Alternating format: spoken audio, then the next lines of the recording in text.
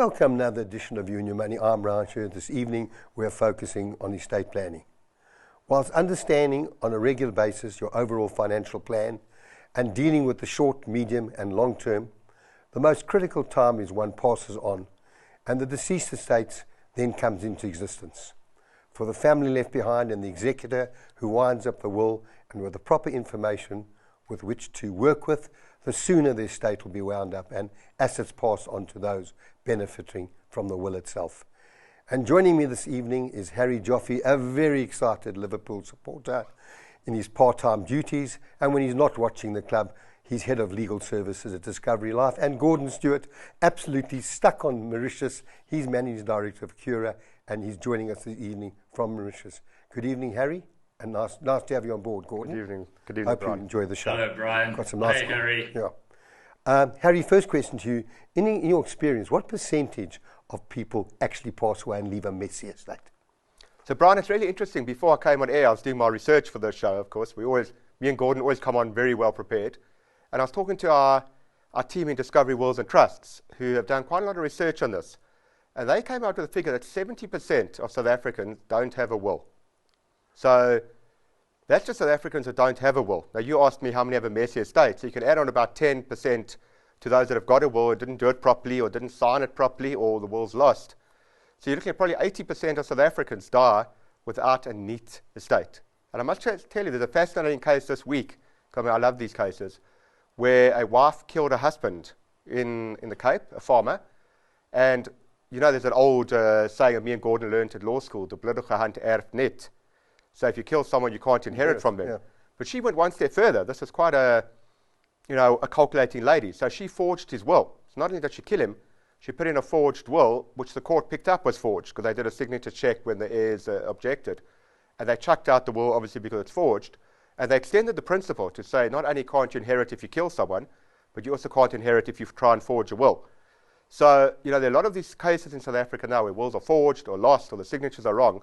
So, that figure is, I would say, close to 80%, which is a very scary figure. Let me ask you this. If someone has a will, and then this particular lady forged a will, and both wills turn up, would the forged will be thrown out and the will signed by her late husband stand?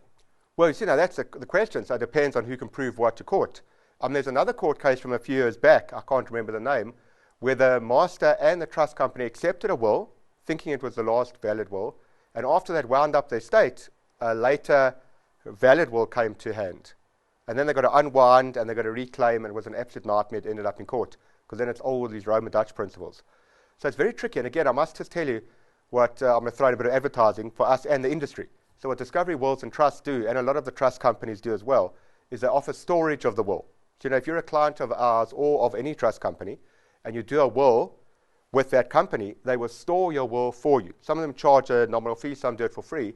But of course, the beauty of that is when you die, then the will is stored with the trust company, and there's no issue. There's no fighting because that's the last stored will. And that makes it so much easier. So I think very important for our viewers, doesn't matter which trust company you use, make sure your will is securely stored, because when you die, there's a huge fight over what's the last valid will or who signed it. If it's stored, it takes that fight away. Well, Gordon, let me ask you, let me twist that around. I've always speak about what's called the life file, and that's putting all your documents in one file. Everything from your education, from your employment, all your IDs, even somewhere putting password numbers in. When you've wound up a lot of wills in your lifetime, but when everything is clear and there's a proper file and everything is in, how quickly how much sooner will the estate be wound up? Bryan, I think to answer your question properly, I think we need to start off by looking at the responsibilities of the executor, because that will then put everything in context, and hopefully the viewers will then understand just how complex an estate is to wind up, so that it'll maybe motivate them to put together that life file that you talk about so often. So I think to start off with, it's the executor's responsibility to collate all of the information with regards to all of the asset classes. And remember, that's not just in South Africa, but that's in all of the jurisdictions where the individual may have assets. And he needs all of that information so that he can include it in the liquidation and distribution account. So you can imagine now that the greater the number of countries where the deceased has got assets and liabilities, the more complicated the estate becomes. So therefore, it's essential that proper records and documents are kept. And remember that this L&D account has to be accurate, because this is what's used to determine not only the quantum of the estate duty tax, but also what assets are going to pass through to the heirs. Then it's the executor's responsibility to then sell enough of those assets so that he can cover the payment of the deceased's debts and tax liabilities, as well as obviously covering the costs of the administration. And then finally to distribute the assets that remain to the legatees under the will, or alternatively the intestate heirs on intestacy. So, you know, as it can be seen, the executor, if the executor has got all of the information then pertaining to the deceased's assets, then you can see that it's still an enormous job. If he doesn't have that information, it'll take so much longer.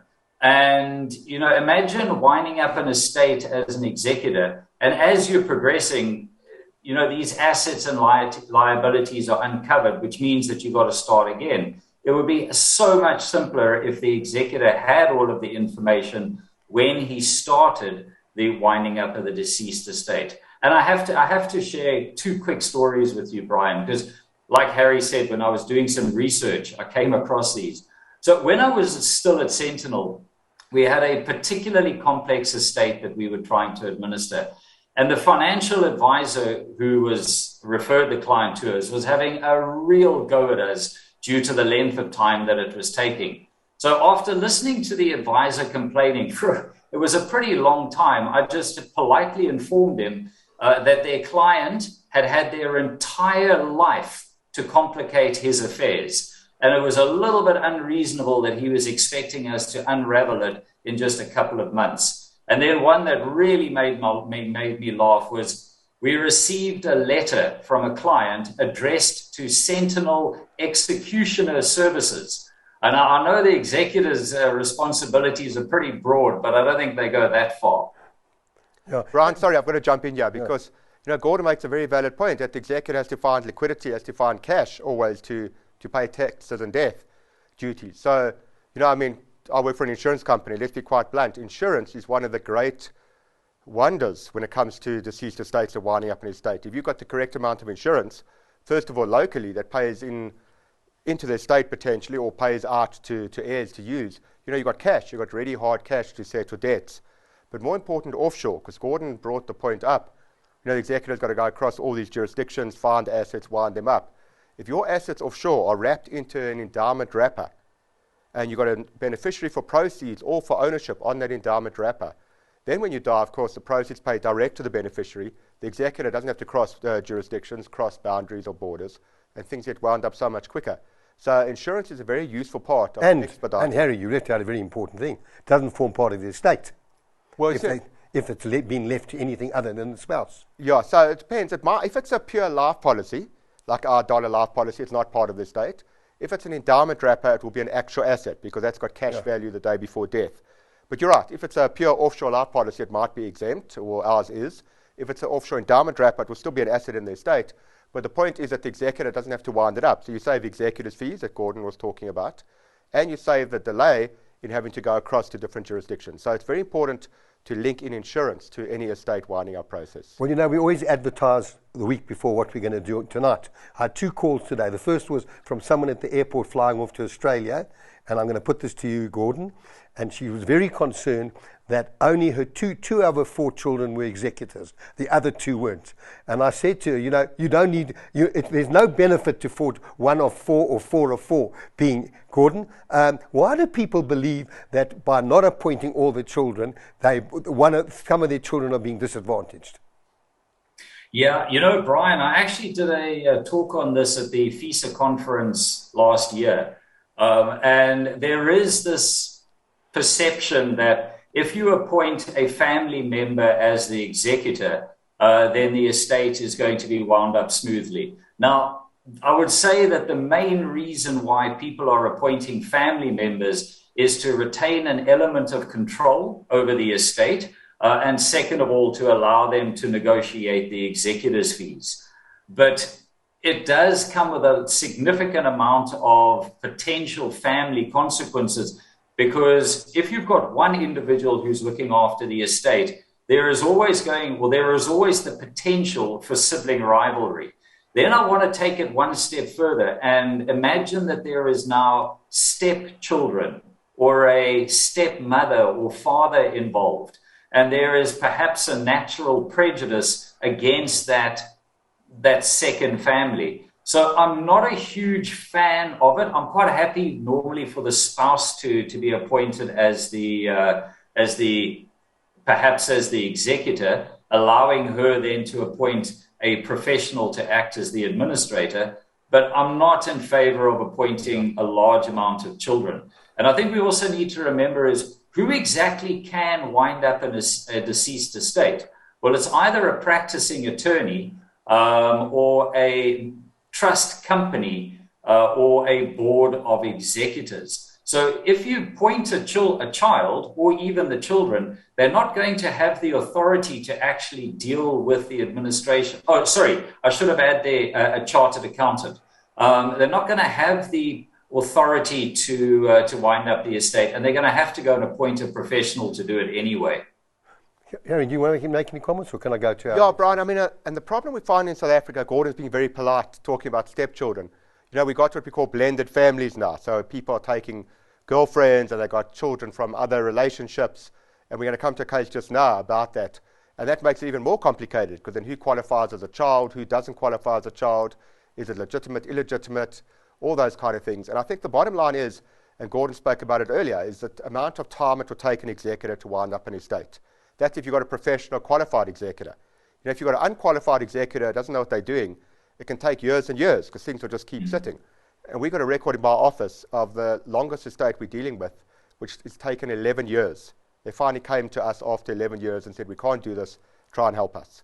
And that's where you'll go. You'll end up in an 11-year-long estate, because it will just sit and there'll be a problem with the master and you'll go nowhere. So very important, I agree with Gordon, to get a professional in, not just a family member. Yes, but Gordon... And then Brian. Yeah.